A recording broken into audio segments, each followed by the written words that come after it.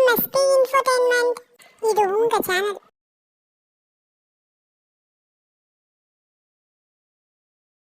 This video is sponsored by BuyMode Shopping app.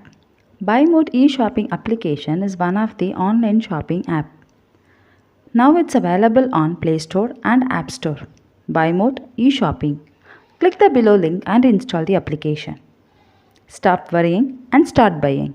Hi viewers, இன்றைக்கி நம்ம வீடியோவில் Karthigai Deepam season 1 கேரக்டர்ஸோட continuation தான் பார்க்க போகிறோம்.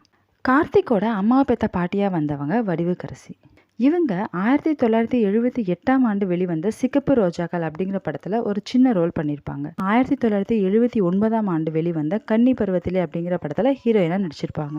கார்த்திக் அம்மா பெற்ற அப்பாவாக வந்தவங்க விஜயகுமார். இவர் 1961ஆம் ஆண்டு வெளிவந்த ஸ்ரீவள்ளி அப்படிங்கிற படத்தில் ஒரு குழந்தை முருகனாக நடிச்சிருப்பார்.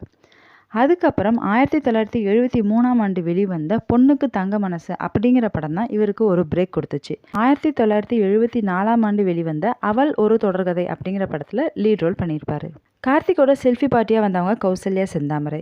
இவங்க 8 வயது குழந்தையாக இருக்கும்போதே முத்தமா அப்படிங்கிற படத்தில் நடித்தாங்க. பட் அன்ஃபார்ச்சுனேட்லி அந்த படம் ரிலீஸ் ஆகலை. அடுத்தது 1967ஆம் ஆண்டு வெளிவந்த அரசக்கட்டளை அப்படிங்கிற படத்தில் ஒரு சின்ன ரோல் பண்ணியிருப்பாங்க.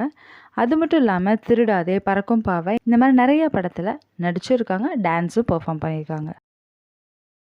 தீபாவோட ஃப்ரெண்ட் ரம்யாவாக வந்தவங்க நந்திதா ஜெனிஃபர். இவங்க 2000ஆம் ஆண்டு வெளிவந்த ரிதம் அப்படிங்கிற படத்தில் ஐயோ பத்தி கிச்சிடாங்கிற சாங்கில் குரூப் டான்ஸராக பெர்ஃபார்ம் பண்ணியிருப்பாங்க. அடுத்தது 2002ஆம் ஆண்டு வெளிவந்த ஏய் நீ ரொம்ப அழகாக இருக்குங்கிற படத்தில் யாமினி பாட்டுக்கு இவங்க டான்ஸ் பெர்ஃபார்ம் பண்ணியிருப்பாங்க.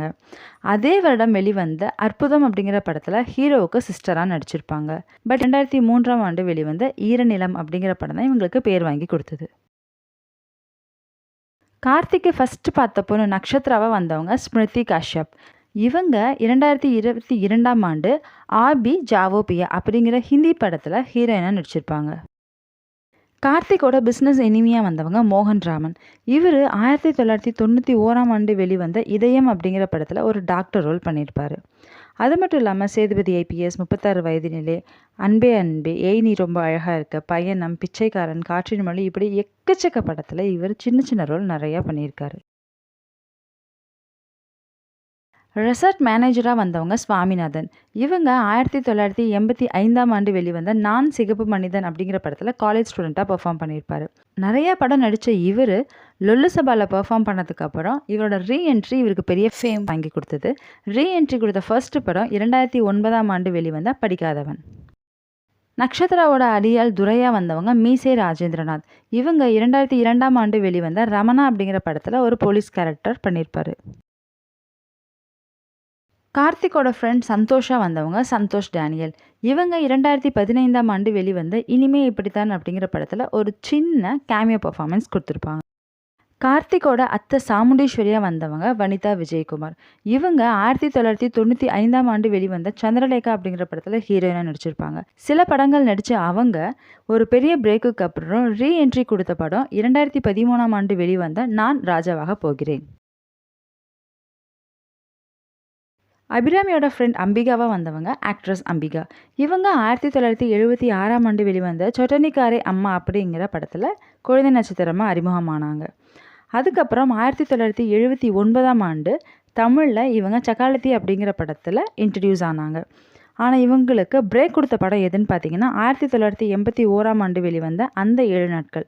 இவங்க ஃபேமஸ் ஆனது 1985ஆம் ஆண்டு வெளிவந்த காக்கி சட்டை அப்படிங்கிற படத்தில். சீரியலோட ஸ்டார்டிங்கில் தீபாவை பொண்ணு பார்க்க வந்த மாப்பிள்ளை டான்ஸர் நந்தகோபால்.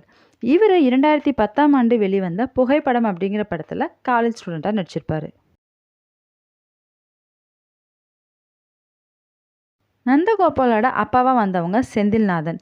இவர் 1990ஆம் ஆண்டு வெளிவந்த பாட்டாளி மகன் அப்படிங்கிற படத்தில் ஒரு சின்ன ரோல் பண்ணியிருப்பார். இந்த மாதிரி உங்களுக்கு பிடிச்ச சீரியல் எதுங்கிறத கீழே கமெண்ட் பண்ணுங்கள். அந்த சீரியலோட கேரக்டர்ஸ் பற்றின இன்ஃபர்மேஷனை நான் உங்களுக்கு தரேன். நெக்ஸ்ட் வீடியோவில் பார்க்கலாம். Bye bye. Thank you.